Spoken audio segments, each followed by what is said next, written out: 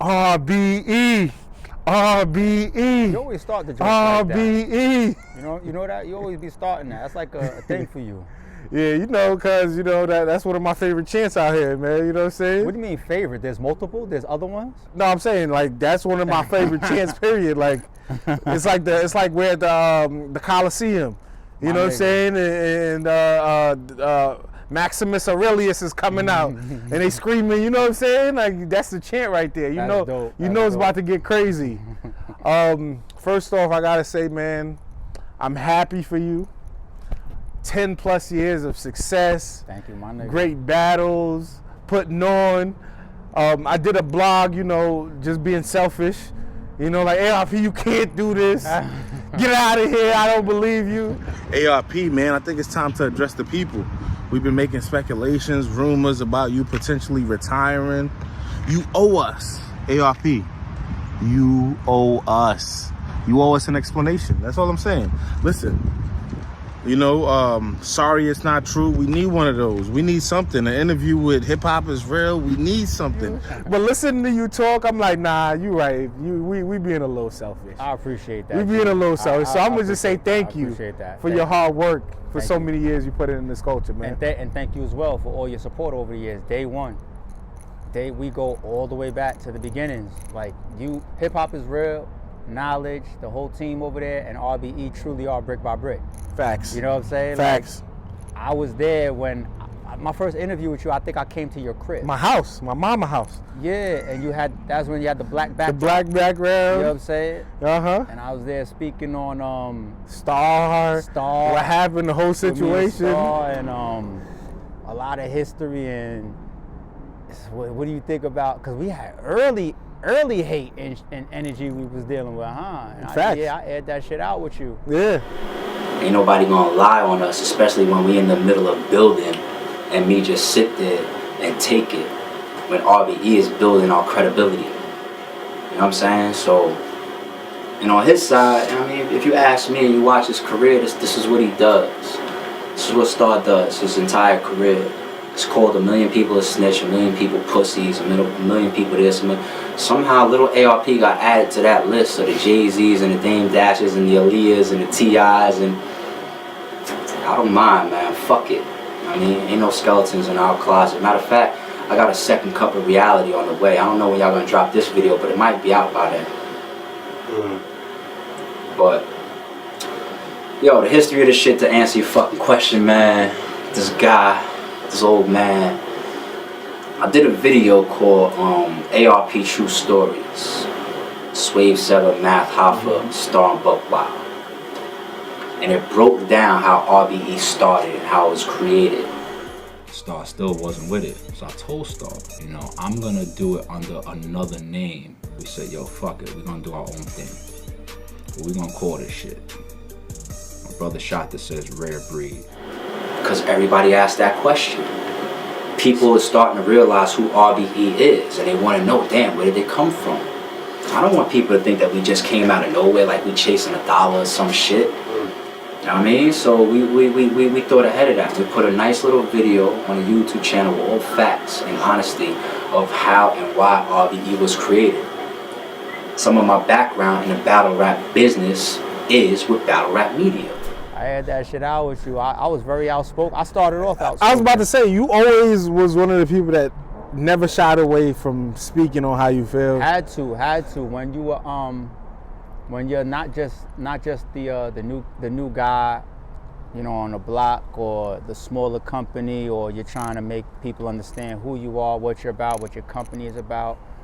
You know, people still trying to figure you out, and you got to use the internet, you got to use social media, you got to use your voice. You know, all these companies have spokespeople for a reason. You know what I'm saying? That you got to have a spokesperson. You know, there's other leagues as well. You know, when you really got to get a message out or answer something or address something, there's certain people you're going to see in front of the camera. You know what I'm saying? And that was always me for RBE. I never shied away from that. And on top of that, I'm the owner. So if anybody's gonna speak up for this shit, you know what I'm saying? So Yeah, it was what it was. It is what it is. You know, we were doing a lot of speculation, like top of the year. Did y'all get this sweater real quick? Me. Did you get this? Did you get this right here, man? Stringer Bell School of Business Finance. Right. Hustle hard. When y'all be asking me like, yo, you got this business background or you were one of the more professional business guys in battle rap, this is where I learned everything I know right here. From the Stringer Bell School, huh? Yeah, man. Taught me everything I know. Well, since you mentioned that real quick, like, you know, one of the things I seen that you mentioned was like, you know, battle rap was never like your A thing. Yeah, I've said You that know a what I'm million saying? times over the years, though. Well, you know, if it's okay for you to indulge or kind of give us what is it you really do? What does ARP do? What do you really do? You know, I mean, like, you know, we know you as like, okay, you're this guy who runs this major platform in battle rap. You put guys on, but what is it you really do outside of battle rap? Like, you know what I'm saying? If it's okay to share. It's so funny for you to ask that question in a way where it's just like, yo, is that like a retirement question? It's like, yo, what the fuck? And I even got that on a call with somebody I have a lot of respect for earlier this week. He was like, now that you're retired, what are you gonna do? And I was just like, the same thing I've been doing for the last 10 years when y'all know me. Like, you know what I'm saying? So, I mean, people that know me or have learned things about me over the years, I have people that know about. Even Star aired it out one time. He was like, yo, he came to me for this, you know, to come into the salon. I didn't, but that was just Star being Star. Mm-hmm. So people know about that, the hair and nail salon in Staten Island days. They know about me getting into contract work. They know about real estate. They know about all different types of things with me. I believe in having a portfolio. Okay. You know what I'm saying? And when you have yourself a little portfolio, investments and all types of stuff going on, certain pieces of that are going to be your primary and your secondary, you know what I'm saying, I would say moves, you know what I mean, or jobs, right? And battle rap to me was always like spot number 3 or spot number 4, you know what I mean? So it's more so like, this is what I'm doing over here year round, and then if I do battle rap, and if I make some money from this particular event, it just adds on, you know what I'm saying? But when you got battle rap as your primary, you know what I mean, if you're not getting booked or if your event don't scale up or whatever the case may be, and it's time to pay them bills, you fucked. You know what I mean? I just never looked at battle rap and trusted the stability of it, ever. And I've literally given that as advice to battlers on my channel for years. I was always saying transition or find other things to complement, start a channel, get your merch, get a business, do whatever. Because if I can't look at it like that for myself, and I'm in one of those positions to make a lot of money from battle rap, imagine the people underneath that's not even in that position. I didn't mind giving them that game, even though it don't necessarily help me. If you want to stay looking at battle rap like, you know, it's a dreamland, it's the perfect career, that helps somebody like me. I could sell you a dreamland, like, oh, come where I got you. You're gonna be a millionaire fucking with me. And it's like some of your biggest battle rappers and league owners is fucked up. You know what I'm saying? Some of the biggest names, they be fucked up. And I've known that from day one. A lot of us, you know stories too. You know, yeah, definitely. You've been around the block. Definitely. You know what I'm saying? Like, so that's just what it's always been. I think people now are just bringing those type of questions back around now because they're just like, what is he gonna do? But that's the only time you've seen me related to battle rap. You know what I mean? Like, all through in a year, battle rap has never been me full time. So I'll be doing the same shit I always do when you don't see me promoting an event or blogging. Same shit. So just to be clear, so you're what, like an investor? You invest in certain areas, and in businesses, and in certain areas. Certain areas you're gonna call me the owner. Certain areas you're gonna call me the investor. Okay. You know what I'm saying? And I got people around me that move the same. When you see me posting up Dr. God, who's killing real estate in Florida. Okay. And when you see me fuck with my man Ant, who's heavily invested in Chicago. Okay. And all that type of shit. Anytime we make moves or whatever, we call each other and loop each other in. I'm trying to get in on this. You want to jump in? You want to put some money up or whatever? Dope. Yes, no, pass, jump. You know what I mean? All that type of shit. You got to have successful people around you as well. You know what I'm saying? You got to have the type of people around you that's going to motivate you, push you, inspire you. You know, we pull up on the scene and I'm like, damn, you driving that? Like, I love my cars, but that's how you came out today? Bet. Let me go work harder. Oh, word? You did that? You added a whole, I'm not even making shit up. Like, my man A is building another wing onto his house. Jeez. You know what I'm saying? I went over there for New Year's and I met his contractors. You know what I'm saying? And they would see the schematics and the plan, and I'm just like, that's what you want? Okay, cool. Let me go do some home improvements back at my crib now. You know what I'm saying? It's like you gotta have those type of people around you to motivate you. Like-minded people that got drive, you know what I'm saying? And people that's not gonna hate on you being successful. Instead of hate, they'll turn whatever you got going on into motivation. So that's why I say, even being in a certain circle, my man's gonna have something going on and pull me in, or vice versa. We do powwows all the time. You know what I mean? Like we'll hit each other up and be like, yo, let's link up next weekend. There's some shit I want to put on the table. It might not even work out, or it might work out. We was hanging out last weekend, for example. My homegirl Lisa, she's dead, and she was like, yo, I want to open up a roller skating rink. Because there ain't one in the area that she be in. And I was just like, we all just listening. Certain people might jump into that, other people might fall back. You know what I'm saying? So it's just like, there's a lot going on out there in this world. You just gotta wake up and have the drive and expand and get you a nice little portfolio. You know, there's a lot of people that have gotten ahead from having their hands on multiple things. Is this something you went to school for? When I went as far as college or anything like that? When I was in school, I went, my minor was like tech and psychology. Okay. You know what I'm saying? So, but I didn't really, too much of what I started being successful for, I didn't get from school anyway. Okay. And I'm not hating on school. I'm not one of those people that just like, yo, school is just it's a rip-off. It is for certain people. Facts. You know what I mean? And I ain't learned too much there. I was just partying and whatnot. Yeah. But no, that's not what I went to school for. You know what I'm saying? I just been around good people. I had good family members. I seen a lot of things. And then I applied my drive over the years. I spent a lot of early years building a foundation, building a resume, learning shit, waking up, hitting that alarm clock 4 or 5 o'clock in the morning. And then when you get later on in life, it shows up. You know what I'm saying? We were just having this conversation off camera, how so many people, they live for today. They don't live for tomorrow. Microwave motherfuckers. You know what I'm saying? When you cook it up and you build it up and you go brick by brick, the house will be there 10, 15, 20 years from now. When you only make moves based on like, oh, let me just grab this real cash grab or whatever, and you don't go invest in the knowledge, invest in the time, invest in the business, invest in building yourself up, invest in your portfolio, invest in expanding, get around the right people, and then not only just getting around the right people, staying around the right people. Because you could put I could alley-oop you to somebody in a particular field you're interested in, right? And then you might not stay close to that person, or you might rub that person the wrong way, or you might pull some slime bullshit. Now you lost that bridge. Yeah. You know what I'm saying? So getting around the right people and staying around the right people.